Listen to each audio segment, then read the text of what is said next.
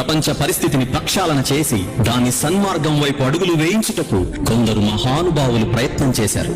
వీరిలో భారతదేశానికి చెందిన మహాత్మా గాంధీ, యుగోస్లేవియా దేశ వనిత మదర్ టెరిస్సా, అమెరికా దేశస్థుడైన అబ్రహాం లింకన్, సౌత్ ఆఫ్రికా దేశస్థుడైన నెల్సన్ మండేలా, రష్యా వాసి అయిన కార్ల్ మార్క్స్ లాంటి వారిని ముఖ్యులుగా చెప్పవచ్చు. కానీ వీరందరి ఆలోచన ఒక వ్యక్తి చుట్టూ తిరిగాయి. వీరందరి చూపులు ఒక వ్యక్తి వైపు మళ్ళాయి. వీరందరి అడుగులు ఒక వ్యక్తిని అనుసరించాయి. ఆ వ్యక్తి కాలాన్ని శాసించే ఒక శక్తిగా సుమారు 2000 సంవత్సరాల క్రితం ఈ భూమిపై జనించాడు.